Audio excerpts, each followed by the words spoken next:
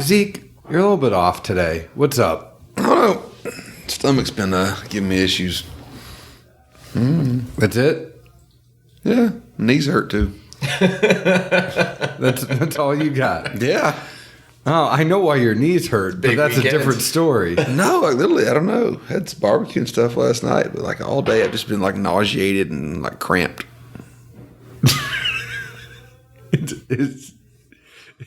Did your Aunt Flo come to visit? No, but I did take a good 4 poos.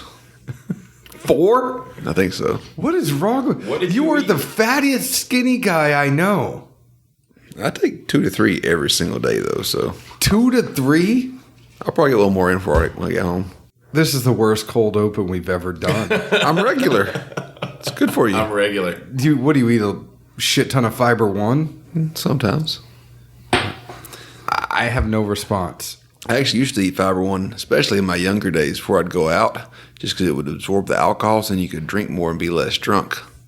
So that was like my going out to the bars meal was just like a few handfuls of Fiber One. Drinking hacks with Zeke. And plus, when the liquid hits it, it kind of swells out in the stomach. You feel full. Therefore, you're not eating late night. Drink more and eat less. Whoa! The more you know.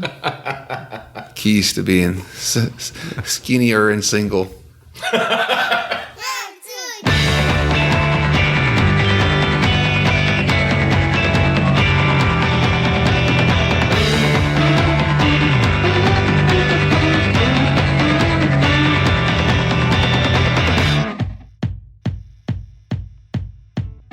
Hello, everyone. My name is John Edwards, and with me is Zeke Baker, and together we make the Dad's Drinking Bourbon. Wherever you are, whatever time it is, thank you for making us a part of your day.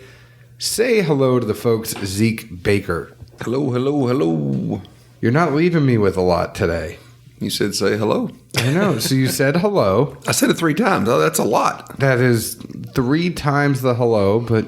That's about like when you tell your kid not to do something and they say it again. You say don't do it and they say it again. How about, let me say, how are you? I'm okay. I mean, when I say hello to the folks, I'm say hello, but I'm also kind of like, how are you? How you been? How's your week been? What have you been up to? This and that. You're being so descriptive. Like, what's the secret? Oh, I just have very little. I don't know. Hey, we're 2 kids. Weekends are more of a blur now than they ever were.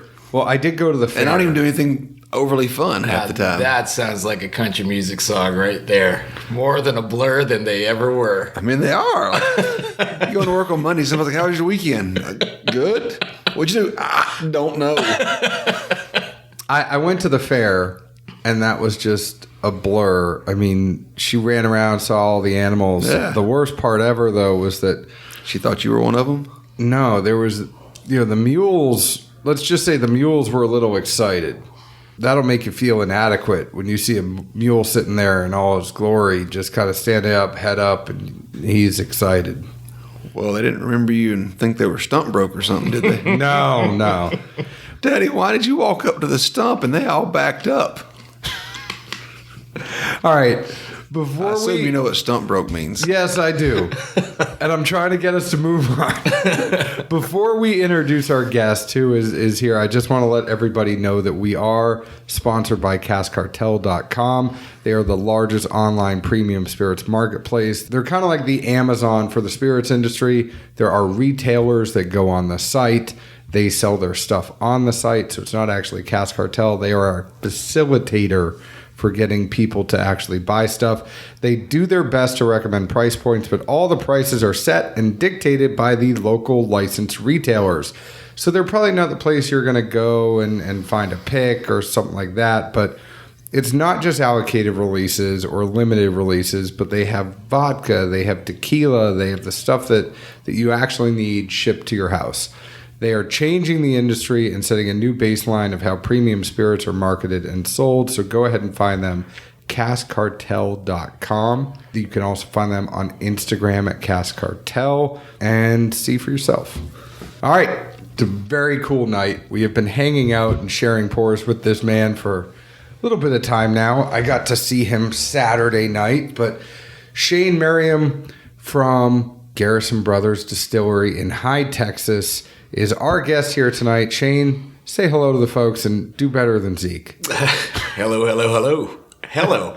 He did 4. It's like Price is Right. 901, Bob. I see you.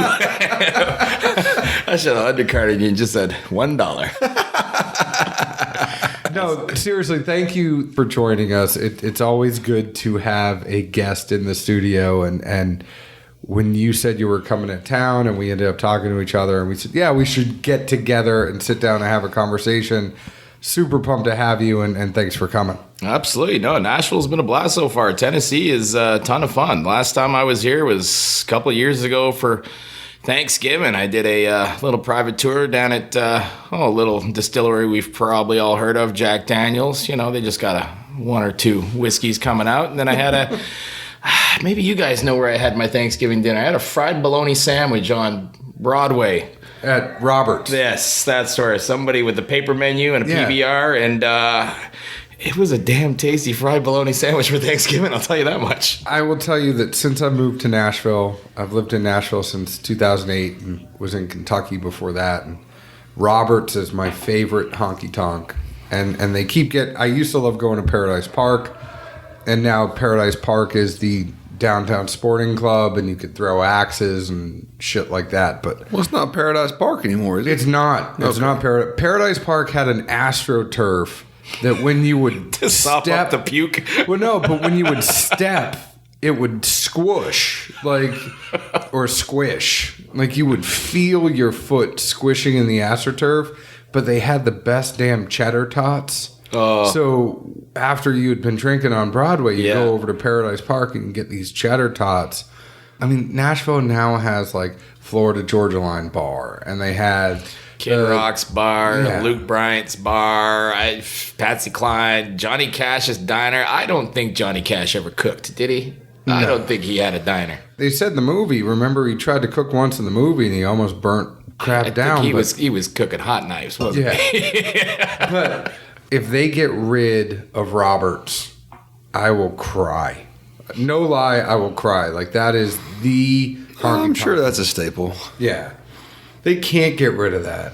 It's funny because we were talking about Austin before we actually got on, and there are so many similarities from Austin to Nashville. Oh, yeah. But I think those similarities were more like 7 years ago. Because after all these country people came in, and Broadway and 36 is the same as you got your Beale Street, you got your Strip in Vegas. I mean, almost every city has their tourist trap road. But I'm saying Austin, Bubba Gump shrimp, and you're queuing up for Austin was still smart enough. Even when I was back there years ago, they block off the streets downtown. Oh, do they not do that here? No, they still don't. Not even Broadway. They now took out a lane on the weekend.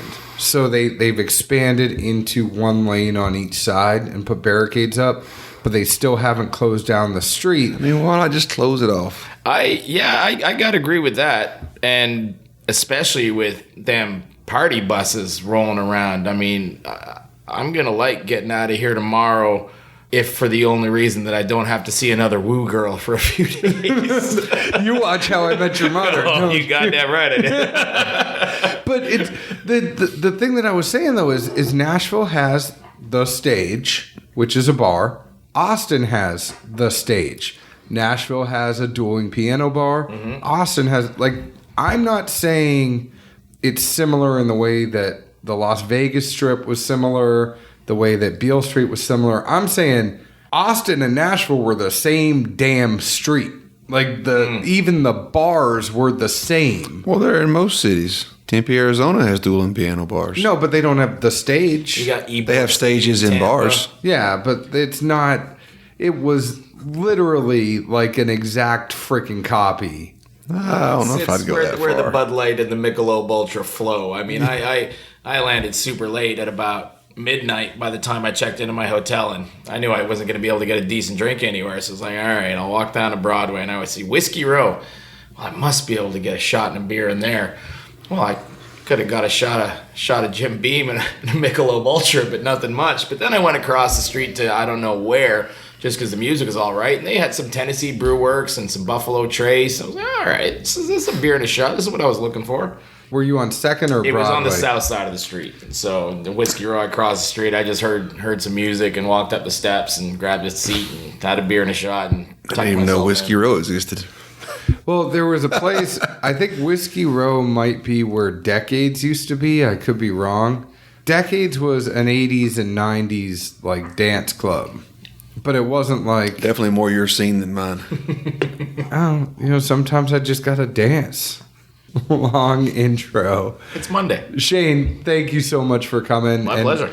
You are here from Garrison Brothers. We have a few things that you've brought with us, and we've been sipping on them already. So why don't you tell everyone what you brought, and we'll kind of talk about these slowly but surely as we... Well, we came out. I had the good fortune of meeting you, like you said, over on the weekend at the Southern Whiskey Society Festival, and I must say, that was probably one of my favorite festivals I've done so far this year. The venue was absolutely drop dead gorgeous. The fact that there was some really fantastic chefs from not only just in Nashville but all over Alabama and from Seattle even and Louisville, and the food was like, did you have that bourbon soy glazed deviled egg with chorizo from Keeneland? That was ridiculous. That was the chef at Keeneland that did that. But I will tell you, Katie Kloss from Husk had an amazing shrimp and grits,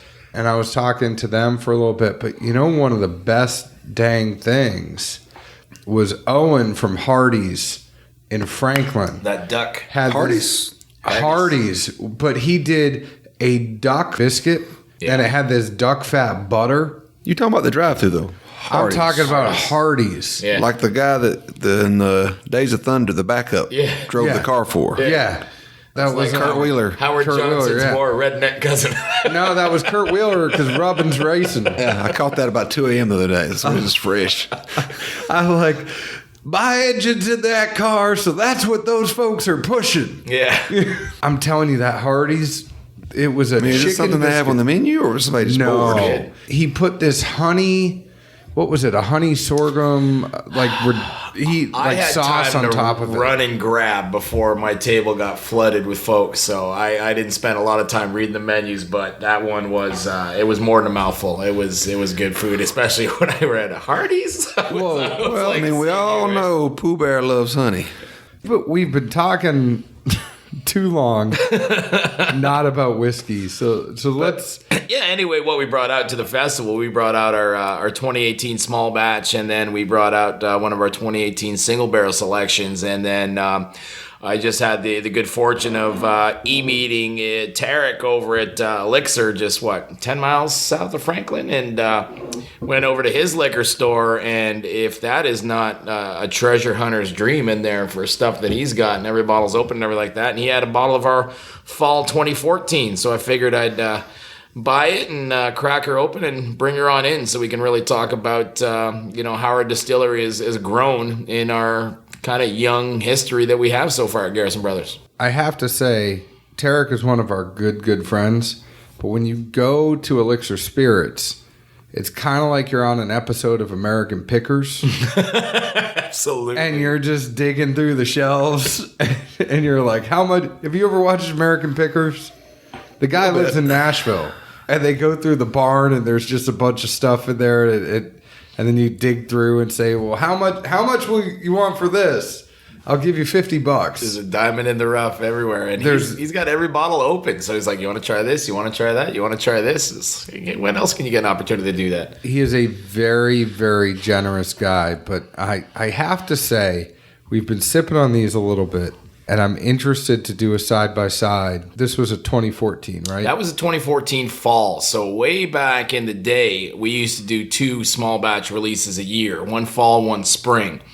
I've tasted this on the shelf before, but I've never cracked one open. So when I cracked this open and saw that it was actual cork compared to what we're doing with our synthetic corks, I learned something new about our stuff every single day. So that was a ton of fun. So I'm interested in almost doing a side-by-side of the 2014 versus the 2018 because it's something that we were talking about before you came in. And we were talking to you as we were walking over. It's like my experience with Garrison Brothers previously has always been, it's one of those whiskeys that's going to put hair on your chest. It's not a casual drinker's drink. Big, bold, 94 proof bourbon. And even when you're driving through Texas and you see our billboards, like I said before, it does have the hashtag drink like an adult, because this is not meant to shoot. And I always tell people, if you want to start shooting this, I want to hang out with you, because you're a pretty heavy drinker. But yeah, I mean, we've got a few subtle differences that we're doing out in Texas. As you know, nobody's reinventing the wheel when it comes to fermentation. Nobody's reinventing the wheel when it comes to distillation. We're just doing things that you can't do in Kentucky and Tennessee, and they're doing things that we can't do in Texas. And it's really all about celebrating where you are and celebrating terroir. I mean, wineries have been doing this for centuries. Scotland's been doing this for how many hundreds of years? Why is it that it's taken America this long to catch up to seeing how much different terroirs there is and how much different it's going to be, taking different barrels and at different places? We got super exciting distilleries distilling at 7,000 feet right now. I don't know if you've ever been camping and tried to boil water at 7,000 feet. I don't know how they're doing any distillation out there, but everything we've done has been pretty consistent to us. We always do a sweet mash, not a sour mash. And so we start to finish, use all our grains, and each and every time we're making it in there. And then we put a vintage on our bottles instead of an age statement. Putting on an age statement is irrelevant unless you're going to be really comparing that to other distilleries out in Texas. 4 years in Texas and that scorching heat is going to be way different than 4 years in Scotland, 4 years in Kentucky, 4 years in Tennessee, Japan, wherever. Well, and that's something I wanted, not to cut you off, but that's something I wanted to bring up, and I figured we would get there in this conversation. But let's go here now. Sure. I don't think you can age in Texas 7, 8, even 5 years. I think once you're at 5 years, you're probably getting, what are you getting in the summer? 100 to 115? We're going from about 115 in the day down to 40 at night sometimes. And so that diurnal shift that we get, it causes that spirit inside the barrel to go in and out like there's no tomorrow. And as you know, the wood does act like a sponge. I mean, when we first started, we did start with, all the blessings in the world from the folks in Kentucky. And they gave us all the help and knowledge. So when we started with those first original 53-gallon barrels, we filled them all up, put them in the rick house. Our rick houses are all single story, 6 barrels up, 6 barrels deep, and hid the key on each other because we knew that we were going to rock in there and just start drinking whatever we could. So after 6 months, Dan Garrison and Charlie Garrison, they went into that rick house and they saw that all those barrels were empty. So Charlie Garrison, being the younger brother, sat down with a bottle of Maker's Mark, started sobbing his eyes out that he just lost $3.2 million and got shit-faced on a bottle of Maker's Mark. Whereas Dan saw this as a puzzle, said, well, why did this happen?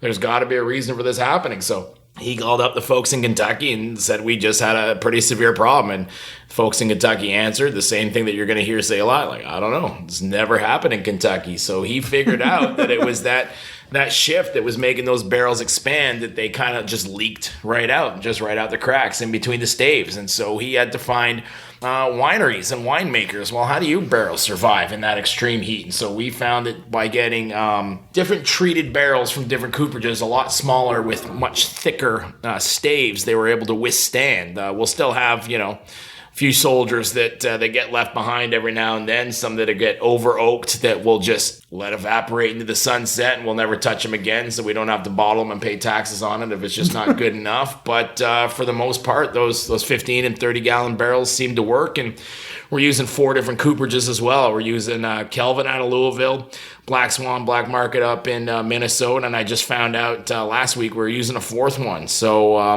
it gives us nice little different nuances because these different cooperages prepare their charred oak a little bit differently than each other. And it gives us a little bit of protection as well. That is one of the things that I would have never thought about if I was starting. I just get same way most people do when they're starting a business. I'm going to buy in bulk to keep my costs down. But what would happen if a huge giant like a Bacardi or Pernod Ricard was to roll in and buy that cooperage?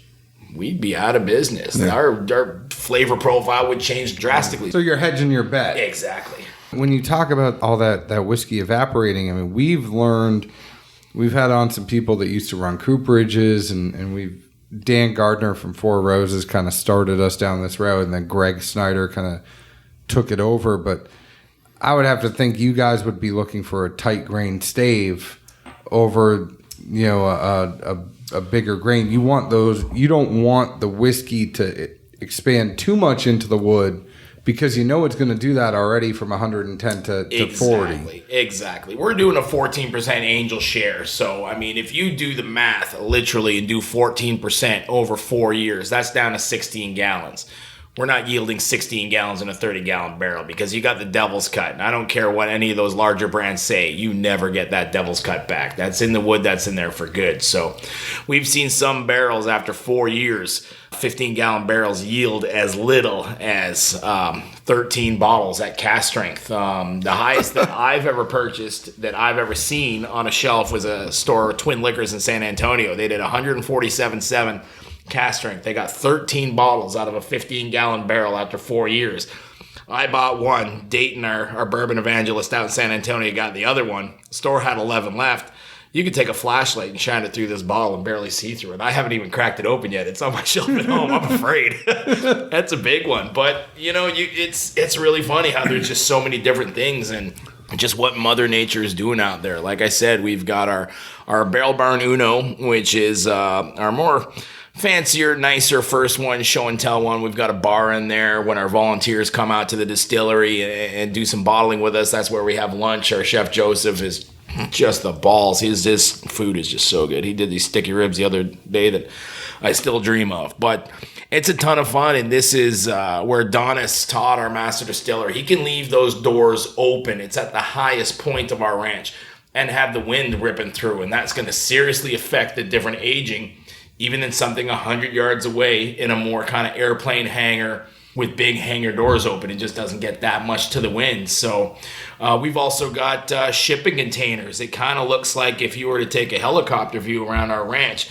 it's like you took a bunch of Lego and your kid threw it on the ground, and they're all in different, it's all, that 2x8 Lego piece. Yeah. So it's like those containers, and he's got some in the shade, he's got some in the sun, he's got some twisted this way, that way.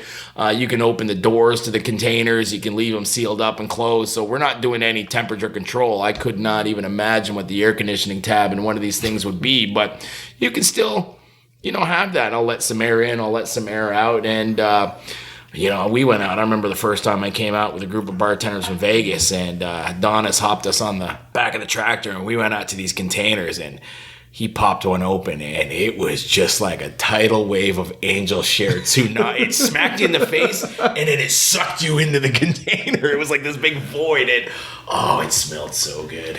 But I have to think, though, that you guys are getting a lot. Like, are you taking all that data and putting it somewhere? Because I have to think that you have all these different conditions, like the shit Buffalo Trace does, where they have that whole experimental distillery. They're able to block it off and be like, I want it to be this temperature in this one, this temperature in this one, and we're going to simulate wind and do all that kind of stuff. You guys have all of these different conditions on your ranch. Yep. It's a unique place in the sense of other distilleries don't get that. I think you have some that go up, there's a lot in Michigan or Illinois that are popular. Temperatures are going to kind of be one thing. Kentucky, Tennessee, they're going to kind of be the other. But Texas, I mean, we really have you guys in Treaty Oak to go off of. It's funny you ask that question, because now that I think of it, I've only seen one laptop on the ranch, and that's Chris Feller, our bottling manager. And I think he uses it mostly for email and orders, and then also for the Spotify to play the music for our volunteers. We've got a big old whiteboard in the distillery. So to answer that question, how do we keep track?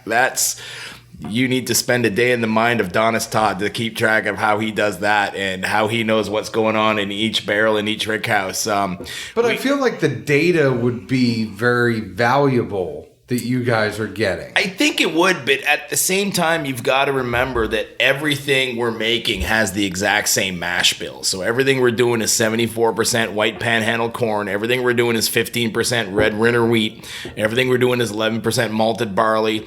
It's a sweet mash, so we're starting from start to finish, brand new each and every time, swinging for the fences, trying to make a better and better bourbon each and every time. And then we're putting it in the barrels, and the same yeast every time, same hard limestone aquifer water that we're sitting on. And we're letting Mother Nature do all the hard work for us. So it's not a matter of us trying to dictate by a certain mash bill in a certain story in the rick house. We're just letting it out there, and when we taste it, or when Donis gets to taste it, I rarely get to go out and have that fun with them, but he won't even blink at a barrel till it's 4 years old. And when it's 4 years old, he'll taste him. And it's not like, he'll be sitting there with a calendar like, this row turns 4 tomorrow. I'm going to go out and try all 4 of them. It's when the bourbon's ready, it tells us it's ready, and we'll bottle it either into our small batch or into a single barrel. And even some of the other ones you've heard about, our Estacado, which is a secondary finish in a port barrel, our Honeydew, our Balmoral, which we've just got some awards for, which is a double oaked. They're all the exact same mash bill, and that's where I get really geeky to it when you have especially a few different single barrels lined up next to each other, like how different these flavors are when they all started their infancy the exact same white dog into that barrel. And I geek out to that. I want to apologize before Zeke asked a question that we did review Balmoral and we pronounced it Balmaria. I just want to apologize to the state of Texas that we're just some dumb Tennesseans and we don't know how to pronounce it. A lot of people think it's a Scotch. But Zeke, you were going to ask something. No, I just wonder about how big a factor humidity or lack thereof plays into that, especially with the evaporation and loss. Like I can literally 2 nights ago, and we've had storms all weekend here. Temps dropped right after the storm. Every window I had in the house was literally just damp, covered with dew from that whole pressure change, humidity, etc. I know out west there is a lack of humidity. Does that also factor into your angels and devil share and possibly what's falling back into that barrel and decreasing the yield? It certainly does, and it certainly decreases the yield, but it certainly ups the proof. When we're filling all our barrels, at least when I was out there filling our barrels, I was filling them all at 124 proof. So, as you know, when you're making bourbon, it's very similar to Texas barbecue. You want to distill that low and slow. You want to get those flavors out there. So when I was out there, my first day with one of our distillers, Russell Hartman, I was averaging about 134 to 137, give or take, what significant portion of the hearts that was. And then when we proof it down, we actually proof it down with Texas rainwater that we collect right off the rick house roofs. And we save that, so no pesticide, no herbicides. We do a little treatment to it and just put it right in there. We have enough, I believe Donna said we have enough in reserve for 6 months. And then he even said that if there is some severe thing where there is a drought, that we're just going to stop making bourbon because, helping out our neighbors and helping out the farms and helping out everybody is a little bit more important than making bourbon. And I thought that was a really, really cool thing to say. But after proofing it down with rainwater, we proof it down to 124.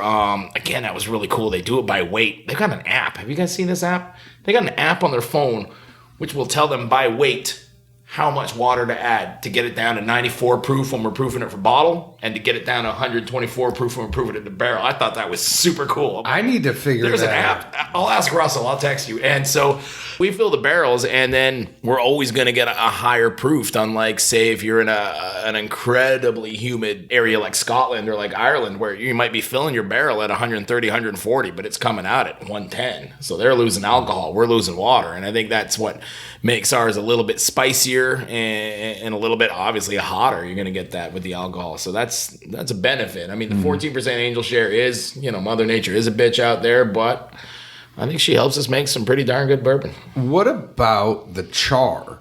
So knowing that you guys are going to lose a lot, do you almost char it less to make sure that it's not 53 seconds. So every cooperage that we use has a different method of, all the wood's coming from the Ozarks. We know that. It's all American oak. We know that. It's all been seasoned for 2 to 4 years. I haven't had the opportunity yet to go out and speak to our cooperages firsthand yet. I'm really excited to do that. But with different sizes and different everything, we don't want to get into this. Is it a number 3, number 4, number 5? Because everybody's got an opinion or an argument on that. It's 53 seconds. You can't argue with that. Do y'all toast before or no? Yeah. It goes in there and does. I believe.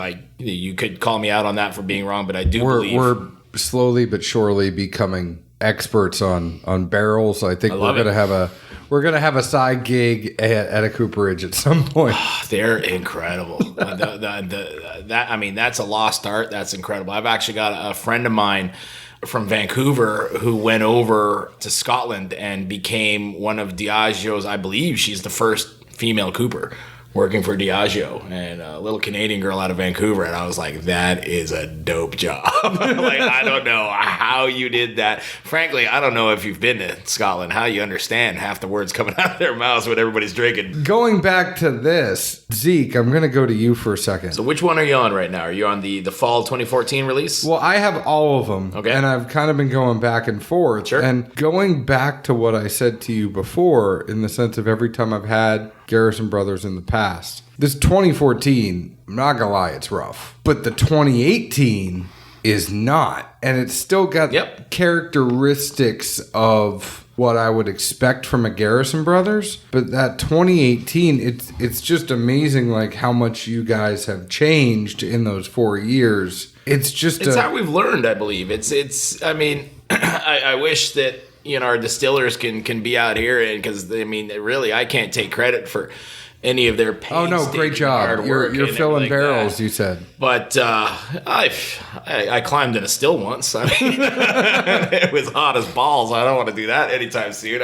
I always laughed at these posh people go to saunas and they pay for that kind of heat. I'm like, anytime you want to save money by going to the spa at the Four Seasons, you can come on out and clean one of our stills. It's just as hot. You think I could lose some weight?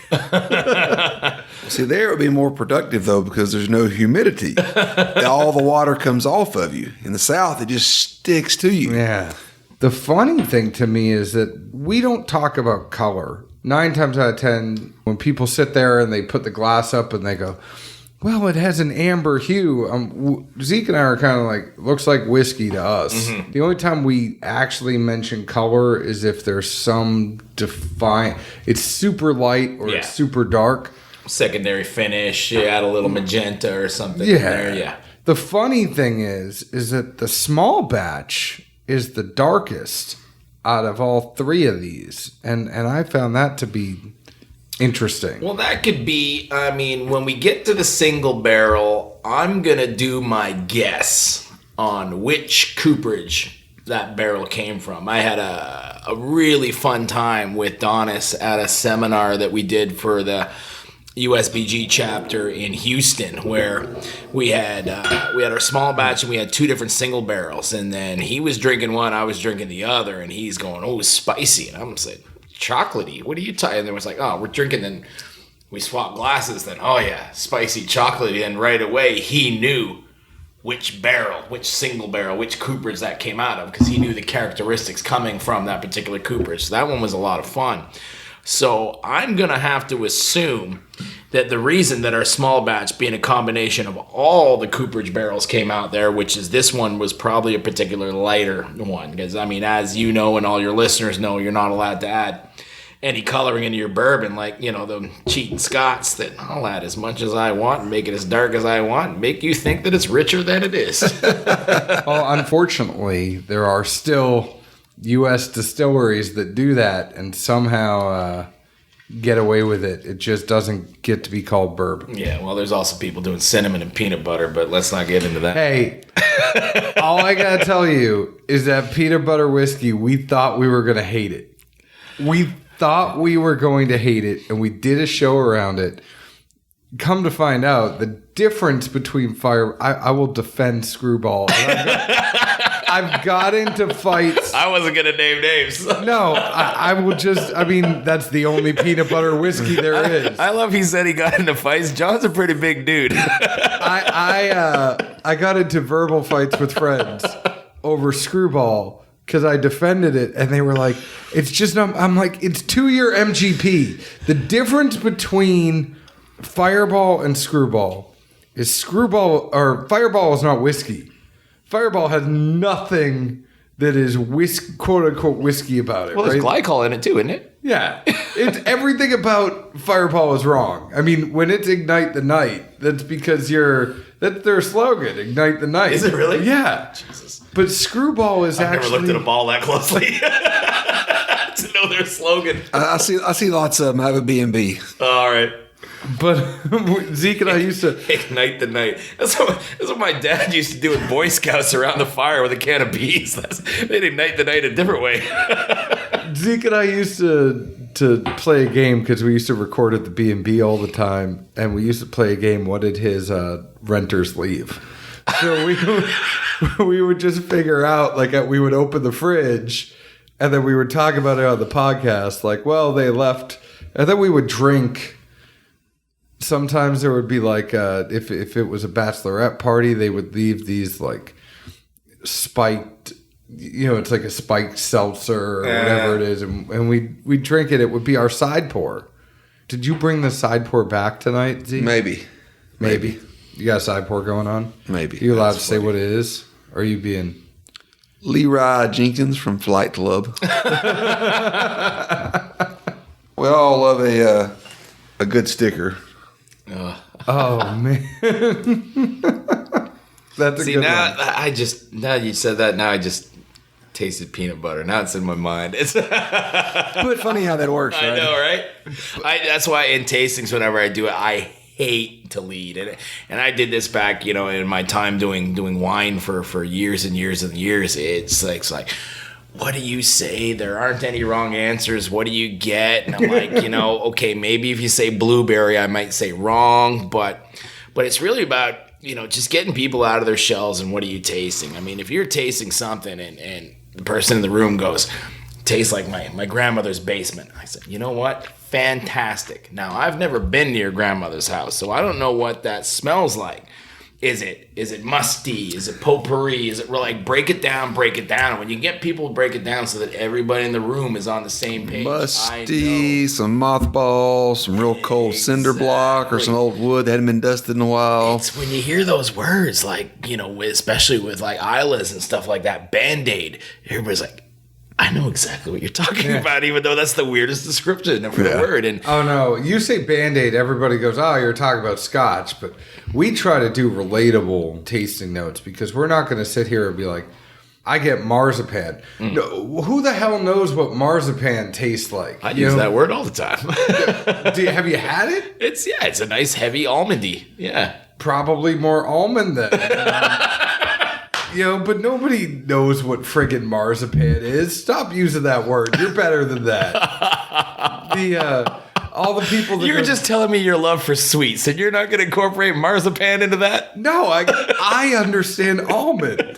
It's like people... But is it cooked almond? Is it baked almond? Yeah. I mean, I could go to a Spanish deli and get almond or olive stuff with almonds, and that's all way different. It's like people that say they're going to socialize something to almond, you. Baked almond. There's all different kinds. An olive stuffed with an almond? Absolutely. God. Yeah, it's like people that say, like, instead of I'm going to email you, it's like, let me socialize that to the group. That's what I think. I've never heard that one. But that's what I think of when I hear marzipan and anise and... But I think anise is a good one. I mean, it's when you're saying pepper. It's like, okay, green pepper, red pepper, jalapeno, or apple, green apple, red apple. There's so many different. Zeke thinks everything's like kudzu syrup because there's a heavy barley note to it. You have yet to bring me some kudzu syrup. It's okay. We got to find it sometime. Well, Can you put it on your pancakes? You're good at searching Amazon. It's only been 3 years, and I haven't had kudzu syrup yet with you. I haven't had it in a long time. As we go through this, let's get back to the whiskey here. Again, the 2014, I mean, it's a little rough around the edges in the sense that I feel like you're still figuring stuff out at this point about the heat. When did you all open? Let's go there and talk a little bit more about the origins. I mean, origins was back in late 90s. Dan Garrison was working in an office. And, I mean, the way Charlie always says the story is that one way or another, my older brother was going to have his name on his shirt. Whether that meant a Garrison name or an inmate number, he was going to have his name on his shirt. By hook or by crook. And so he got into the software and software writing industry and struck it big time, struck it rich, and then was one of those kind of, back in the bubble in that same time, overnight gajillionaire kind of things. But as you know, in some of these companies that start up, you're not allowed to cash out for a certain amount of time. So he was worth that, in ones and zeros in a bank somewhere. But, the only thing he can do is go buy a big old set of tires for his truck. That's all he can do. And so... and you got to wait 6 months until that window opens up. And then it's never the price it was when it went on the street. So a few months prior to that going on, there was a little company you might have heard of in Houston called Enron. Well... these guys end up going belly up, and these guys ended up being the only customer for their software. So all of a sudden, from hero to zero, his software had absolutely nothing to do with, their shady nonsense. It was just their tracking system or something. And then... So, all of a sudden he's, ground zero and doesn't know what to do. And the IRS comes knocking on the door and says that you owe us $160,000 for, the commodities. He's like, well, I never sold them. He's like, you still owe tax on the value. I still to this day don't know how that worked. That doesn't make sense because if it's the stock that he owns. But... you're only going to pay capital gains because you're going to have the stock as a value. Doesn't make sense to me now. So that's what happened. And so he went to all his friends and family and he scrounged up $60,000 and said, went to the IRS with an envelope and said, you got two options. You can either take this and wipe my debt free and clear because there's no way he's going to declare bankruptcy because he knew he was an entrepreneur and wanted to start a new business, or I'm going to take this $60,000 and drink myself oblivious on the Kentucky Bourbon Trail to every last nickel's gone. So the IRS said, don't be so hasty. We'll accept the check and we'll absolve your debt and everybody's fine and dandy and we'll go our separate ways. So, Dan being a very responsible husband and father, he did what anybody else would do. And he went to the Kentucky Bourbon Trail and got shit-faced for a couple of years.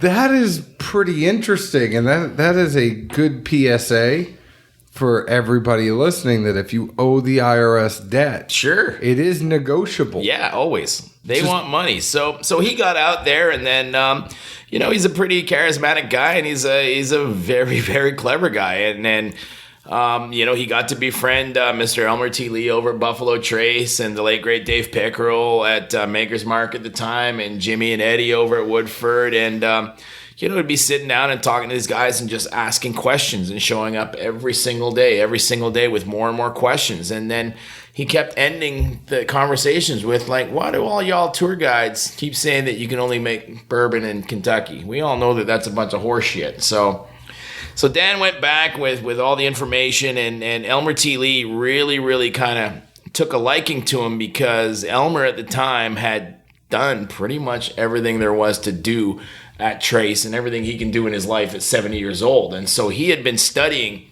aquifers throughout the U.S. For a long time, hoping that America was going to hop on to what they've been doing in Scotland and getting different regionalities with theirs. So Mr. Lee knew the aquifer that Dan Garrison had property on and knew the hard water source and knew that they could make some really good bourbon out there. And he found his pansy to test out his theories by doing something with fantastic limestone aquifer water, using their own money and doing it in a different climate. And so, what was going on. And so Dan wrote to the TTB, who, controls everything that's fun in America. And he said, my name's Dan Garrison. I would like to open a bourbon distillery, and how can I go about doing this? And the gentleman, I can't remember his name right now. Bob. I think it was Tim or something. But anyway, he wrote back and, went through the ABCs of bourbon, and this is what you have to do to be legally called a bourbon. And by the way, I have worked for the TTB for 28 years.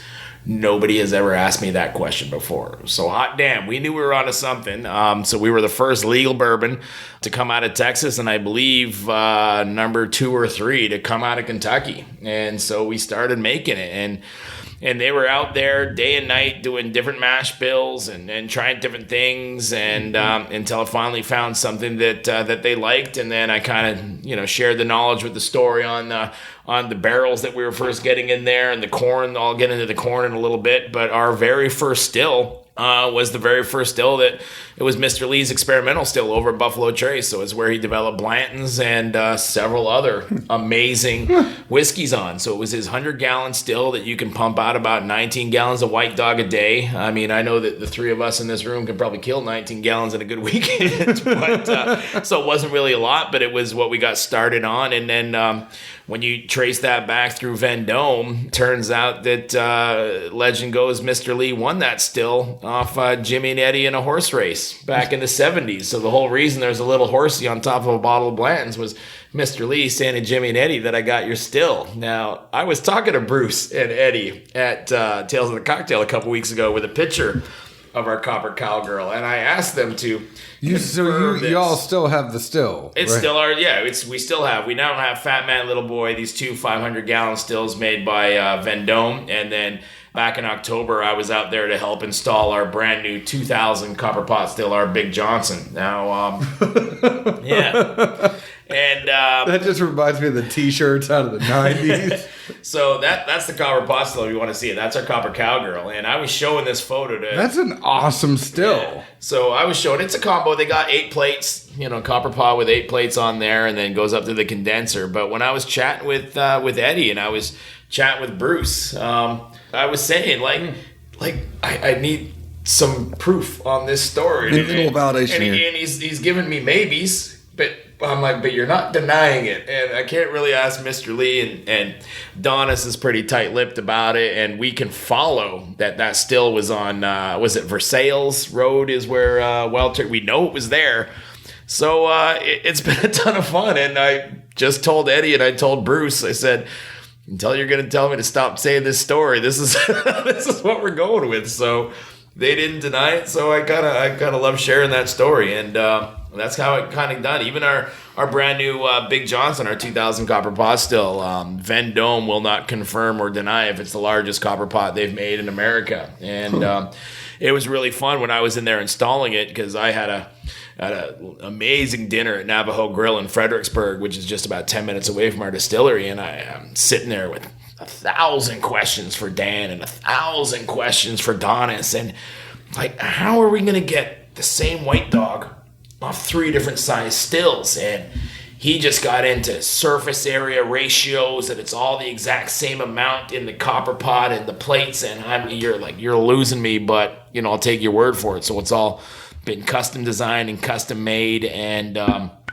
it's really a lot of fun when the 3 stills, we don't use the Copper Cowgirl a lot anymore in mass production. I think we're going to eventually get it worked in there in the mix, but it's really fun when all 3 of them are firing to just walk from one to one and taste that White Dog coming off and taste where it is in the distillation process and really get the flavors out of there. It's fun. Well, tell the brothers, Zeke and I are more than happy to have them put it up in a horse race for us, and we'll take it off their hands. I don't know what we're going to bet against it, though. And I don't know jack shit about horses, John. So well, you might be flying solo on this project. It's okay. I did the Horse Racing Radio Network. I'm good. I know how to handicap. I would trust my judgment, but it's interesting. I do want to just say it's interesting that we are recording tonight, because tonight is Elmer T. Lee's 100th birthday, if he were still alive. So, well, let's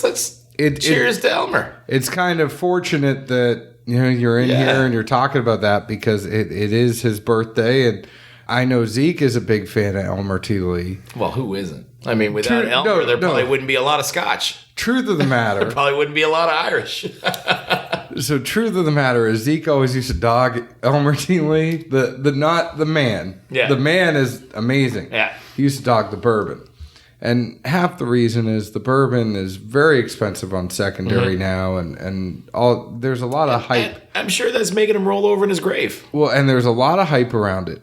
But we're not doing this tonight, but we are primarily a blind tasting show. We've done a shit ton of interviews lately and haven't got to the blind tasting like we should. And Zeke and I are going to get back to it soon. But I love those. We are primarily a blind tasting show. I will tell you that we blinded Zeke on Buffalo Trace stuff, and he picked Elmer T. Lee number 1. It was more of, the accessible Buffalo Trace stuff. But it's just funny because we found out that day in a blind tasting that Elmer T. Lee was Zeke's favorite Buffalo Trace, and he forgets about it, and I have to remind him. I don't forget, John. Don't worry. I have to remind him that he dogged it for a little bit, then he did the blind, and then realized it was his favorite. I strongly suggest. And now he sleeps with a bottle. With the big, tall, round bottle. Does that make you feel more masculine? He just hugs it. It's an empty bottle. It's an empty bottle. He just hugs it. He loves Elmer. It's almost like one of those cans that those lifeguards in Baywatch kind of That's big empty cans. I may or may not have fallen asleep with a drink in my hand more than once, but never a bottle.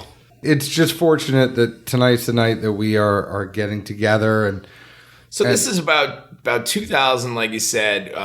We got the license, and then, I mean, originally we even started calling the cops on ourselves. We're moonshining again, come out and arrest us. And it got to the point where the cops were saying, please stop calling us. You're wasting our time. We're going out there and nothing's getting done. But we had to change a lot of the legislation that was in Texas on distilled spirits. Now, Tito Beverage that does a little clear liquid that's doing pretty well. Did a lot to lobby and change a lot and open those doors. And then, all the way up to just this year, if you look at this bottle of single barrel, we have this Texas certified sticker on there. And this is, something that they're going to be writing about Dan years after we're gone, about that he got all the Texas distilleries together and to get them involved, that this sticker means that you are producing, distilling, barreling, and bottling in Texas. Now, this is not in any way, shape, or form to knock any sourced whiskeys, because there are some fantastic sourced whiskeys out there.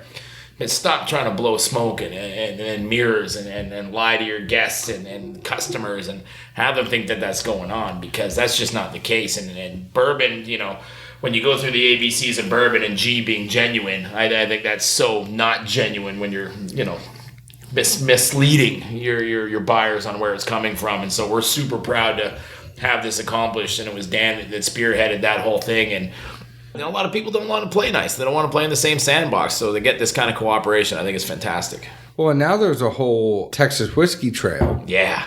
If you think about where you guys have been, I mean, you were the first down there, and now there's a whole trail. There's people doing a bunch of great things down there. There are a lot of similarities, I would think, between Texas. The only difference, I would think, is Tennessee, people in Nashville and Davidson County and Hamilton County and Chattanooga and all the other counties at Williamson County that have distilleries. I mean, at first, it was a county-by-county vote in Tennessee. Not everybody knows that, but the only places you could legally distill were Pritchard's and George Dickel and Jack Daniels. I did not know that. But then all the other distilleries that have since popped up, and there are a whole hell of a lot of them in Tennessee now, there were county-by-county votes. You could actually say, okay, we want to distill in Davidson County, and then people had to go lobby to get everybody to vote to distill in Davidson County. So did it boil down, in your opinion, did it boil down to money getting votes, or did it boil down to people actually cooperating, saying this is good for the greater good? It was a little bit of, it was also people realizing that, yes, rising tides raise all ships, but it was also got more complicated because there are some more touristy areas, right? So as legislation changed, and you have some of these distilleries that might not make only just whiskey, and they're in a touristy area and they have a bunch of people coming in all the time, they might not want another distillery right down the street. I got you. So things got a little bit complicated when you're thinking about statewide legislature. Some of the guys that just wanted to go distill down in a barn and make a couple barrels a week and then go sell it and have a true craft distillery, they were kind of put on the wayside. You look at good folks down in Chattanooga right now, they're releasing their 91 proof and their 111 proof. They're off MGP. It's their own distillate now. They finally settled on a product, but if you think about the timeline, we just went down and interviewed them. They had all these years where they were sourcing MGP because they couldn't legally distill in Hamilton County. Now, did you see a big difference in flavor? Because Dan 100%. was setting his guns, and I mean, it was one of the things that drove the debt in the early years. Not that, it's $1 billion business for us right now. But Dan was set that, we will never, ever source, and we're waiting. So even though we are the first legal bourbon in Texas, we were not the first to market because other people rushed it and got to the market quicker. But Dan's set in his ways and wanted to make sure that we can make, and he'll always say, I want to make the best bourbon I can possibly make, and he wasn't going to rush it for anything. He's like, when it's ready, it's ready.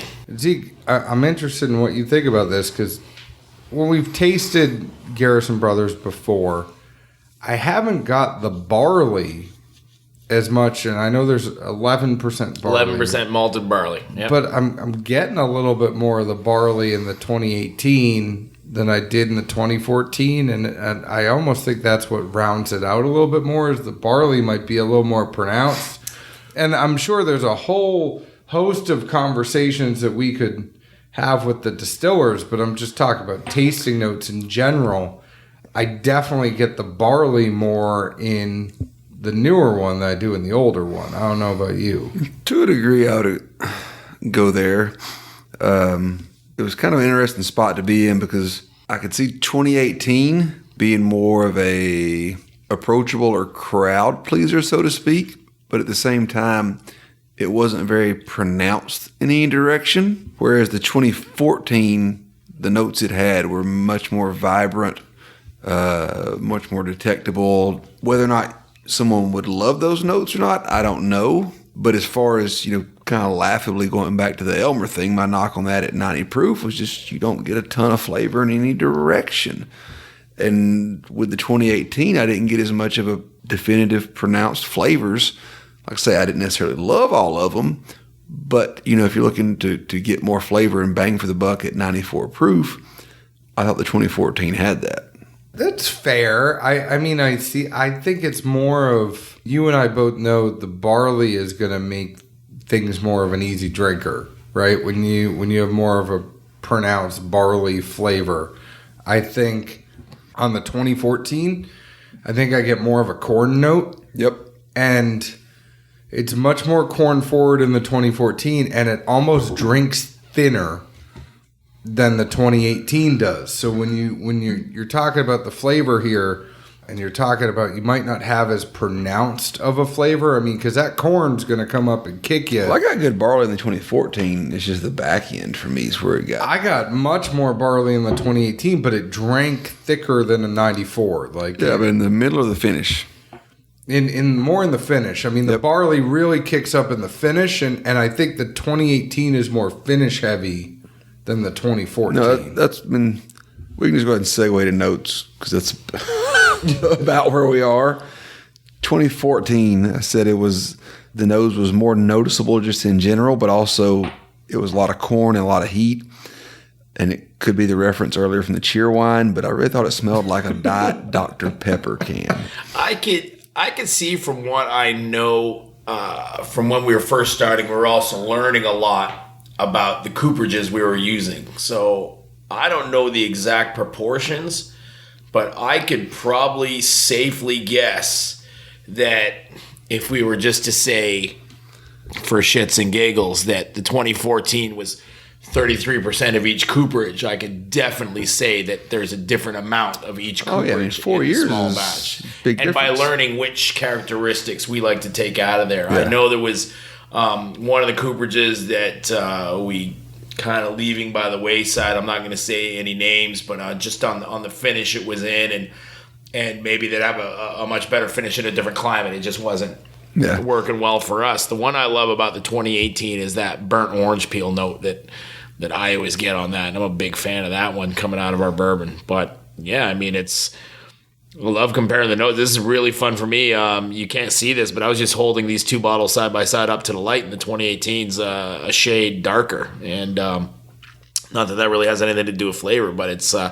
has been really fun for me to try these side by side. That's not something I've got the opportunity to do before. I know, and you were telling me as we were walking in, you were like, I've never seen the 2014. I don't have this on my shelf, and for you to actually have that and be able to try it.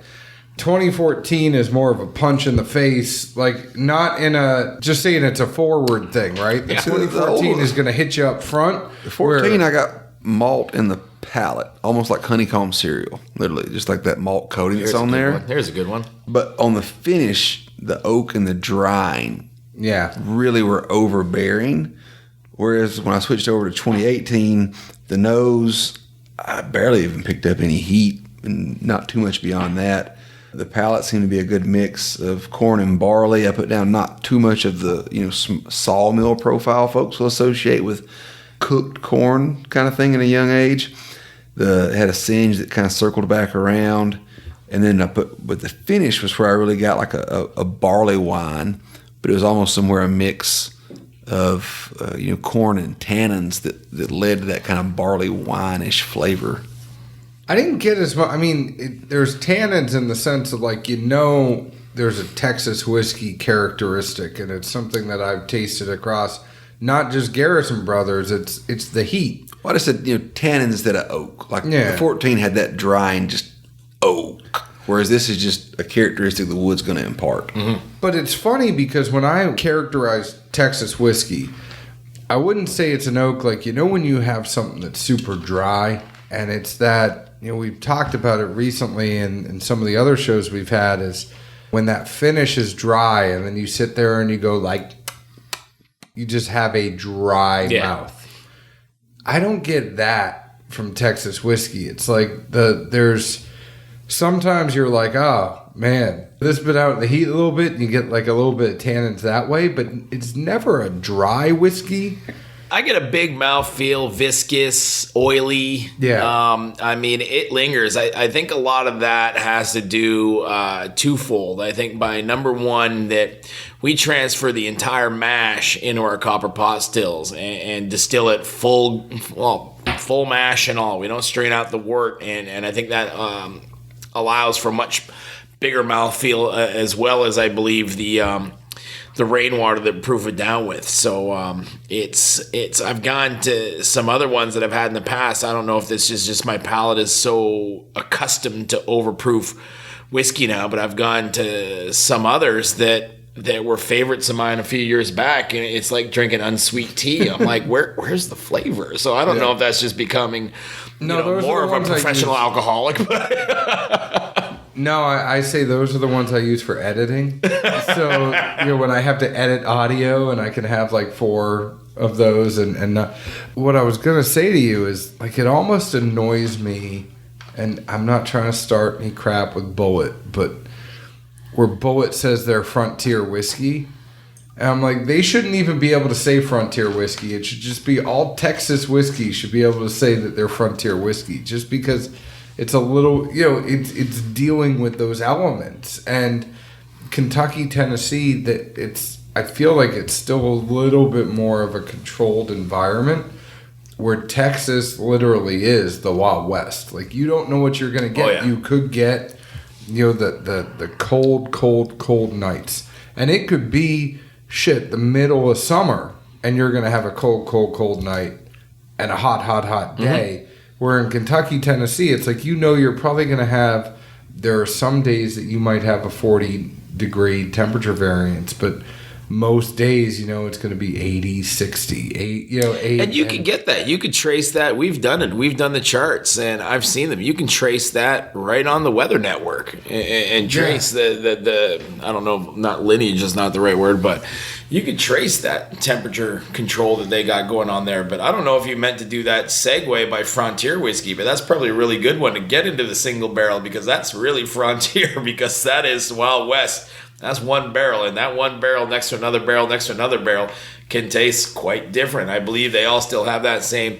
That is our single barrel offering. And this one, actually, you'll see on the side, it'll say the year it was distilled, the barrel number it was, how many bottles were in that. And this one you were just talking about, this is actually a 5-year that I didn't even know I was going to get until I opened this very box. And the single barrels are really, really exciting for me to try, because depending where I am, in the U.S. doing this and talking to bartenders, there are always subtle nuances, and that's how they get chosen and selected by our master distiller, Donis Todd, to be a single barrel. When he finds those extra nuances, if he has that extra, your favorite flavor, marzipan, or if it's got some extra chocolate ganache in there, cinnamon or whatever. I mean, I had one, we were doing a tasting at $7,000 in Los Angeles, and in the middle of my spiel, I mean, I just stopped dead in my tracks, and I think everybody in the room's looking like, I think Shane's having a stroke. Like what's going on? And medic. And I said,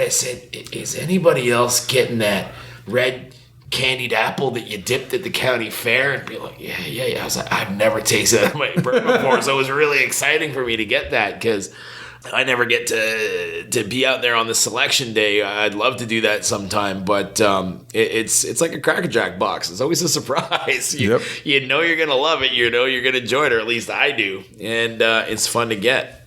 This one's fruity. I'm surprised at how much fruit I'm getting in this single barrel compared to the notes. That I'm not getting as much barley as just much as I am fruit, and I'm overgeneralizing this. And I know Shane's next question is going to be, well, what fruit? Is it red fruit? Is it dark fruit? Is it ripe fruit? Is it dried fruit? It's just now on the first sip, I'm just kind of like, wow, there's fruit, and I wasn't expecting it, and I'm. See, when Zeke said honeycomb, we all know what dried honeycombs taste like from digging our hands looking for the prize of that. But when you say fruit, come on, man. Oh, no, I'm giving you the first glance, and I'm trying to produce the damn show at the same time. So, like, you got to give me I call that taking the low road. Normally, I throw something out there and let you guys discuss, so then I can take a sip. Well, I'm still finishing my 2018. I'll get right in there, and I'll join you on the fruit parade. On the silver wax single barrel, I honestly, the first thing I thought of on the nose was, hey, this has got a light floral component to it. I'm a little surprised, intrigued here. We'll see what's going on. The more I thought about it, and I don't know if this exists, but it reminds me of like a peach champagne. Yep. I mean, it's got some kind of effervescent that you just smell on things that are, bubbly to a degree, like the way they come off on the nose. I don't know. That's what I get at this point. Palate-wise, it still seemed honestly really fizzy to me. Not like a soda fizzy, but like a Vino Verde. Not prickly, but yeah, just you get the little pops on the tongue here and there. It seemed somewhere between barley sweet plus nice corn in there.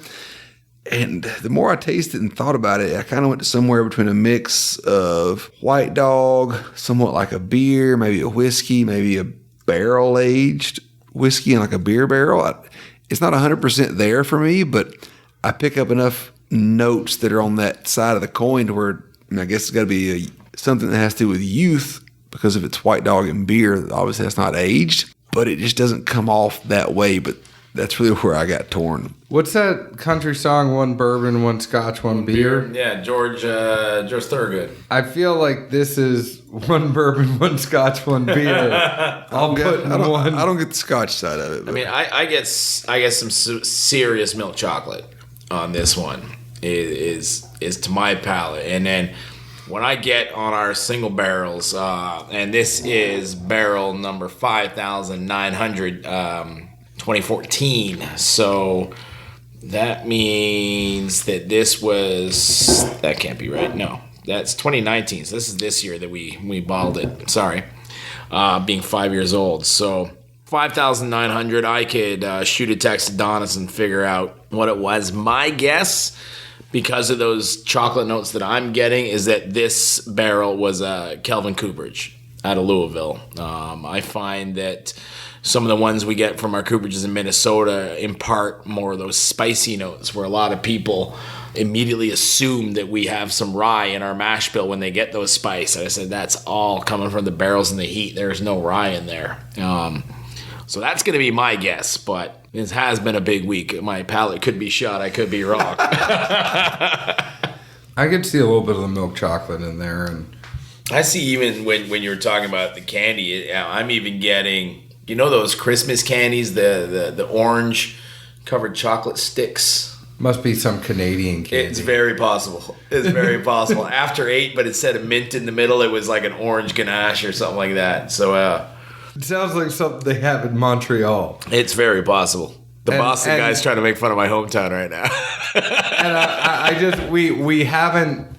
I feel like we need to have Shane back, because we never got to talk to you about you, and we're already kind of an hour and 20 minutes into this, so we got to figure out some way to... I'd love to come back. We could get into worldwide whiskeys, Canadian whiskeys. Oh, We yeah. can get into, my least favorite word on the planet, mixology. You could talk about all that jazz.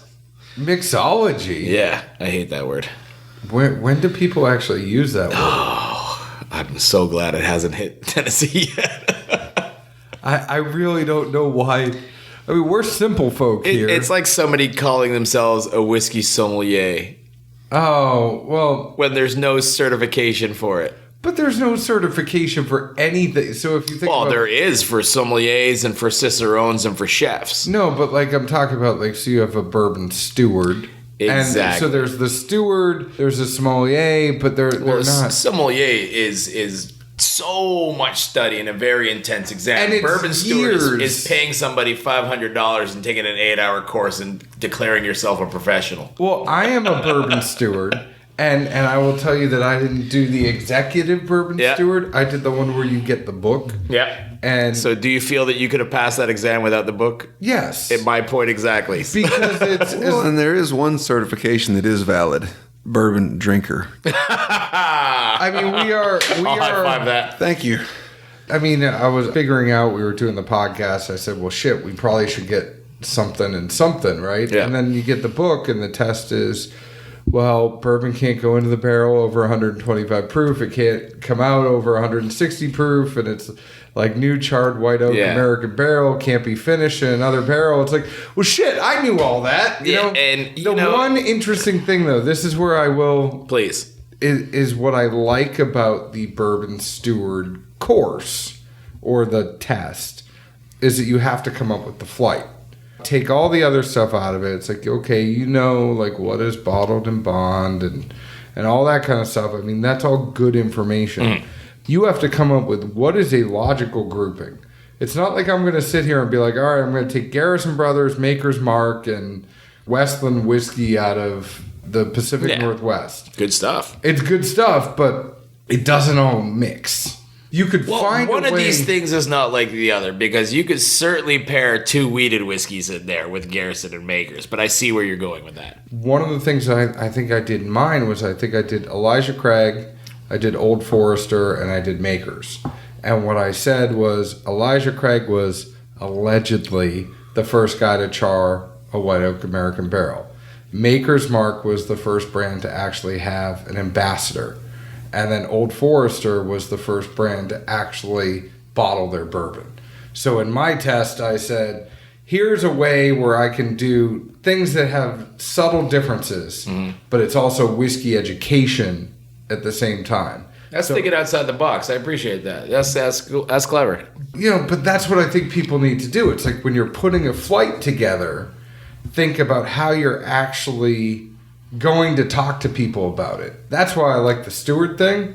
But the whole test, I mean, it's multiple choice. It's open book at the same time, so you could sit there while you're doing the thing and be like, So I mean, that I rest my case in because that's what I'm saying. Because I've studied, for the sommelier and got on the level 1, and the Cicerone exam is just unbelievably complex. And I mean, you're going in and you're reassembling and disassembling couplers and kegs, and you're talking about everything there is to go. And it's an 80% pass rate compared to the sommelier exam, which is 60. And I'm like, okay, come on. Red or white, that's 50% right there. So you're telling me that I can get 61% on this exam and call myself a professional? And so this is why I would love if there was an industry standardized thing for not just bourbon, but for whiskey to really get in there and get into the growing of the grain and the harvesting of the grain and what malting is and what kilning is and washbacks and why pine washbacks are different than stainless, and really getting in there and getting down to the nitty-gritty and the science of distillation and everything. And I think that's really what's necessary, as opposed to people just going out there and naming themselves professionals. And when you go to a Chili's and I'm the chef, no, you're the kitchen manager. You are not a chef at Chili's. well, you know what I think legitimately, and this is getting into a very interesting conversation, but I think legitimately the difference between, and I'm about to piss off some wine people, that there are plenty of whiskey drinkers that say they like wine more. I think there is more variance in whiskey than wine. and there are more things that would affect a whiskey. You're taking grapes. Mm-hmm. It is a much more fruit forward, but I mean it is the grapes that are making the wine. Whatever you're doing to those grapes, I mean it might be a type of grape you're growing, but the terrain factors in. I can't remember the word for it, but there's a fancy word he said earlier. For which one? Terrain. Terroir. With whiskey, are you using white corn? Are you using red corn? Are you using yellow corn? Are you using a winter wheat, a summer wheat? Yep. Or are you using a winter rye, a summer rye?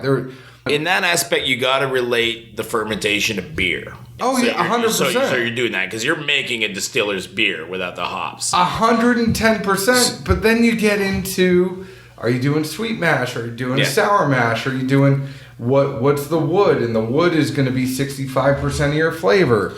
And you're going to have, where are you actually aging it? Are you aging it in a place that's going to have a temperature that is really hot like Texas? Or are you aging up in Michigan? Or are you aging in Kentucky? Or are you aging in Tennessee? And you take all these things together. I think there are more variables in whiskey where I think it's almost harder to say, how do you actually, I mean, and maybe it's more like a Cicerone. Yeah, right? Yes and no. And here's where I'll say, because I've worked for a brewery and I've studied wine and been a wine buyer for years and years and years, and I've worked a little bit in the stills and everything. So here's how I'll kind of break it down and compare it. I like to describe wine as a motion picture and beer as a Broadway production. So wine, like a motion picture, like a film, you have one chance to make it, and you hope that it gets better with age. Whereas beer is like a Broadway production, and I'm talking about the beer in a can, and I'm talking about our distiller's beer, is you're trying to get consistency in doing it the same every single night, like a Broadway show, and go for that now. After distillation and the aging, that's where the whiskey becomes like a motion picture. You have one shot at that aging, and I hope it goes. But at any step in winemaking, when it's my harvesting, where it's my pressing, where it's my fermentation, where it's my bottling, where if I F up at any step in that wine, my year is done. If I mess up in any step of my fermentation, making a beer or whiskey, I'm out 5 days. I just started again. Just like a Broadway show. Oh, I messed up my line, do it again. So that's the way I kind of say the difference between the two.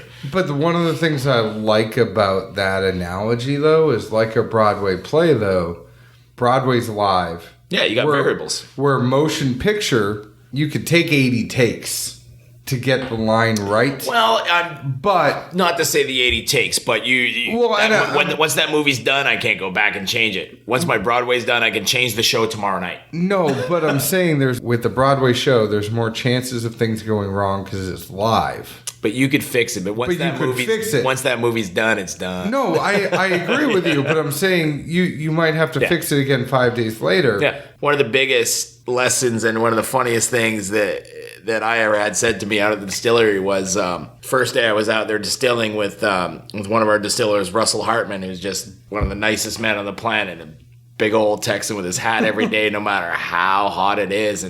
And so we've all been to distilleries, and they're walking around with lab coats, and they're walking around with clipboards and security goggles and this and that. And so, I roll into Garrison Brothers, and, he said, see you tomorrow at 5 a.m. I'm like, all right. So 5 a.m. in Fredericksburg, the only thing opens Whataburger. I grab a couple breakfast burritos, and I go show up at 5 a.m. He's like, shit, I didn't think you were going to show. So already I know you're hazing me, right? So we start our distillation. We're doing that. Then I've got all these questions like, how do we cut the heads, from the hearts? And how do we get in this? Is it going to be by weight? Are we measuring gas? Is it volume? Like, how are we doing this? And he's just looking at me like, what are you talking about? So we bring the stills up to a boil, and it starts dripping out. And he looks at me. He's like, all right, taste it now. So I slap my finger under there and get the first one, have a little lick. I was like, oh, that's some Granny Smith. That's some green apple. That's some green apple. He's like, yeah, that'll make you go blind. You don't want that. So like, shit. So I'm just sitting there, and a few minutes roll past, and he's like, give her another go. So I was like, that's cooked pineapple. And He doesn't even break my gaze. He just goes like this. And that's how he cuts it. I'm like, are you shitting me? that's how we cut. That's how we cut the heads. It's like, no. Like, what do we do next? And this is the words I will never forget. And I repeat all the time. Now we got to hurry up to wait. I'm like, what does that mean? You just got to wait until you got to switch it to the tail. And that's it. That's it. It's unbelievable that everything is that handcrafted. And coming off a 500-gallon distillate that day, there was under 1.5 gallons of heads. I thought there'd be so much more for that kind of volume, and it's done by experience. It's done by taste. It's not done by these big fancy measurements and these big charts and coats and billboards. And I was just like, this is insane to me. Like, how do you get to this level? And it's just by hurrying up to wait. You don't rush. Donis always says there's no running out on the distillery. He goes, if you see me running, fucking run. There's no running out there. It's so funny because there are some distilleries, if you think about it, they might only do their heads and their hearts at the beginning of the week and the end of the week because they're running that still the whole time. You guys with the sweet mash, exactly. You have to do your heads and your hearts every single run.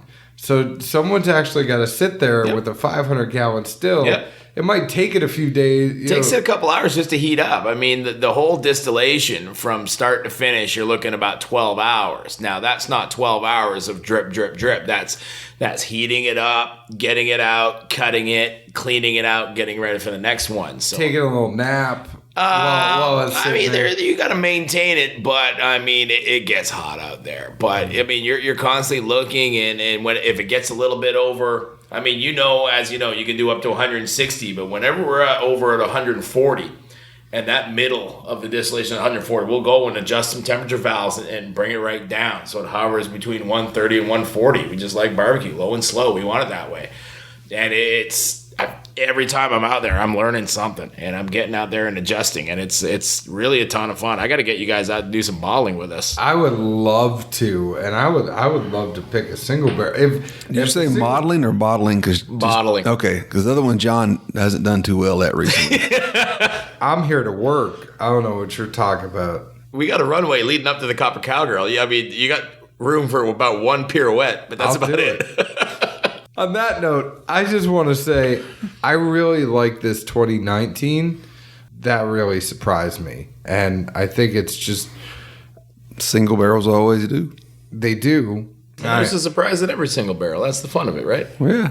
That is absolutely the fun of it. I think one of the things for us, though, is when we were so used to the 2014 version that 2019 really snuck up. And I'm glad when I saw you the other night, you're like, you want a sip? I'm like, no. Let's just wait for the podcast. So you listen to Russell's words. Yeah. You got to hurry up to wait. Yeah, you got to hurry up to wait.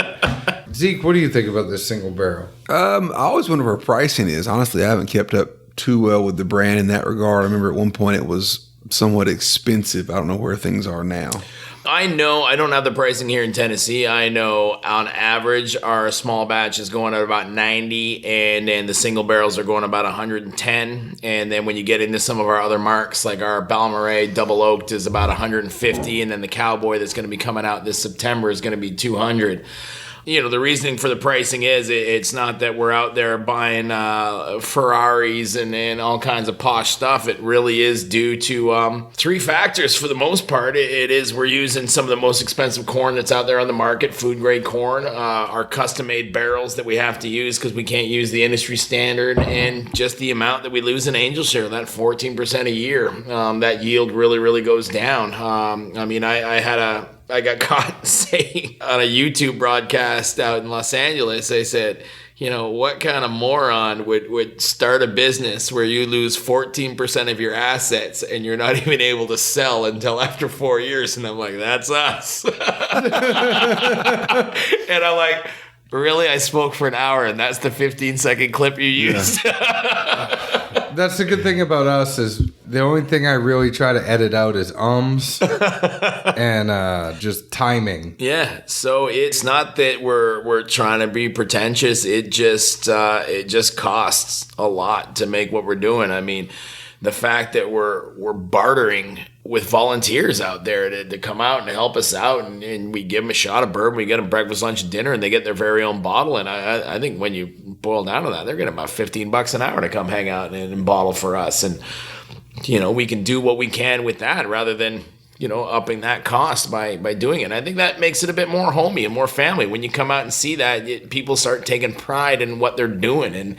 And I love giving shit when I see all these bottles are hand signed. When I see some that are really poorly waxed, I'm like, how did that slip by you? Was that Friday afternoon you just wanted to get out of work? Like I'll call them and give them shit. Man. I mean, we had this one bottle here, a single barrel signed by Rev, who's just an awesome human being. He's our distillery manager, and I found one at a tasting I was doing for the USBG in New York City, and I opened it up and it said FHY 3 or 4 exclamation points and signature about yay big distillery manager. I'm like, what the hell is going on that What bottle? is FHY stand? So I took a picture of it, sent it to him, and then in the middle of my seminar with all these bartenders, phone rings. So I'm just sitting there and I put it on speakerphone. I'm like, hey Rev, what's up? He's like, where are you? I said, I'm in New York right now. I'm in the middle of the seminar. You're on speakerphone with everybody. He said, what does that mean? It says, fuck hell yeah.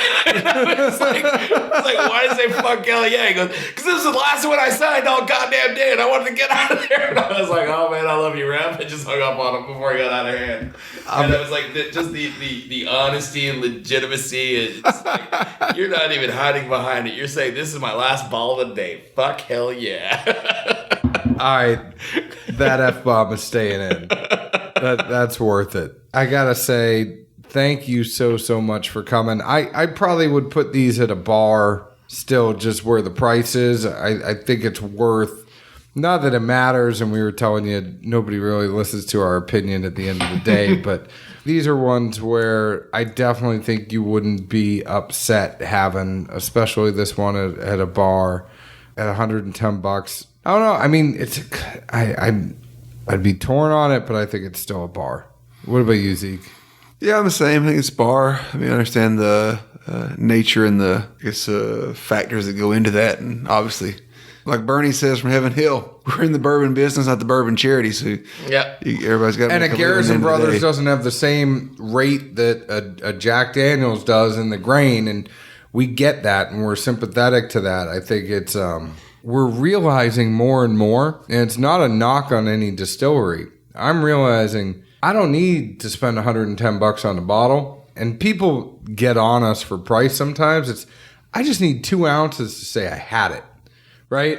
It's not always a thing for me where I need to go find the bottle, and I think there are a lot of whiskey and bourbon people that if you're like, hey, you're not going to get every bottle. Yep. Enjoy the pour of the bottle that you get. And that's why we make it. I mean, we everybody at Garrison Brothers, we all believe that good bourbon is going to change the world. Good bourbon is going to get friends together, and good bourbon is going to create legendary stories. But shoot, this is a single that's barrel. the whole thing. There's millions of people that drink bourbon all the time. And this is a single barrel, which means there are millions of people that are never going to drink this barrel. Yep. So if you can have it at a bar and let multiple people share from that bottle. And then come out and share next bourbon next time and create a new legendary story. And that's what we're trying to do. We're not trying to be in all the places. We're trying to be in the right places. And we want to be with the right people. And everybody's got a different palate. And I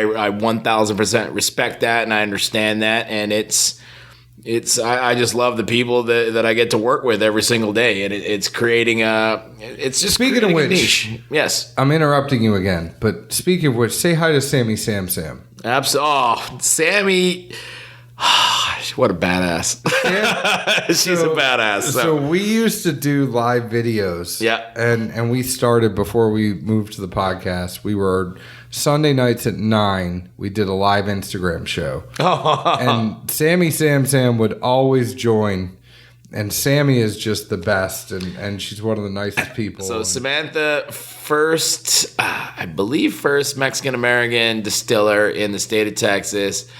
Absolute badass, could drink me under the table, and I think her and I became good friends because the amount of shit that she would give me on my first ever trip out there by myself, I would just feed it right back, and immediately we were instant friends for life. And I mean, she'll come up if you see how our bottles are nicely smooth and bottled. So when you're doing this, you gotta get the bottle out, inspect the bottle, fill the bottle, cork the bottle, do our little pigtail on there, and then the big patience is when you're dipping it in and out of those crock pots full of wax, you're just sitting here waiting. Like, you gotta hurry up to wait. You're waiting for all the wax to get dripped off until you flip her over and brand it. But if you flip it over too early, it starts to come back down. Yeah.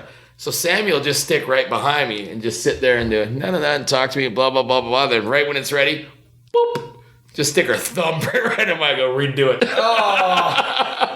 Now, the beauty is you can screw up the waxing 80 million times because you're not hurting the inside of the bottle. But I just sat there for 2 minutes holding a bottle chatting to you, and she just boop, screws my wax. Difference between a Broadway play and a motion picture. On that note, Shane, Merriam, thank you so much for coming from Garrison Brothers.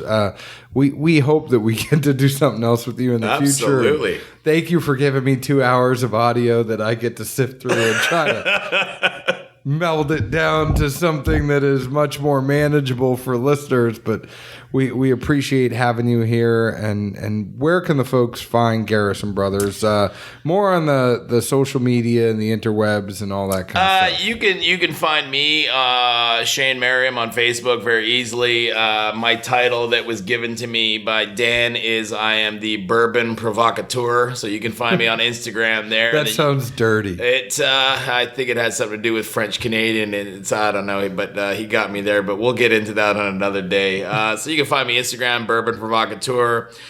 Please, if you follow my adventures where I'm going all over America right now, please feel free to reach out, because it'd be my absolute pleasure to come to your bar or just sit down with you and share a bourbon, share a story. And that's what we're trying to do. We're trying to create legendary stories, and I don't think there's any better way than people getting off their phones and stop watching TV and stop watching poker at bars and just talk to your neighbor and say, have you ever had this bourbon before? What do you think of that? And start a conversation. And that's how you're going to start, amazing friendships and legendary stories. And let's get back to the 7-digit phone numbers and 3 quarters in our pockets. Yeah. Garrison Bros is the Instagram handle. And go ahead and follow them too. And I gotta say, has anyone ever told you, before I let you go, and this is probably because I'm a radio guy and a radio nerd, but has anyone ever told you sound like Scotty Farrell? I don't know who that is. But I'm gonna play you some audio after we get off this, but you sound a lot like Scotty Farrell. I don't know who that is, but I do know that any single time anybody takes a picture of me at a whiskey festival, Dan immediately thinks that I look like a game show host and I'm about to play Let's Make a Deal. And I'm like, do I really look that evil and deceiving? No, but you can find us at Dad's Drinking Bourbon on Instagram, Dad's Drinking Bourbon on Facebook, Bourbon Dads on Twitter. Find us on your favorite podcast provider, Apple, Google Play, Stitcher, Podknife, Spotify, iHeartRadio, just whatever app is your favorite. Go ahead and find us. Rate and review us. Leave an open and honest review, just like we leave open and honest reviews about whiskey. We'd love for you to come, hang, sit, talk with us, drink with us, come on the show, whatever the hell you want. When you are where, Zeke?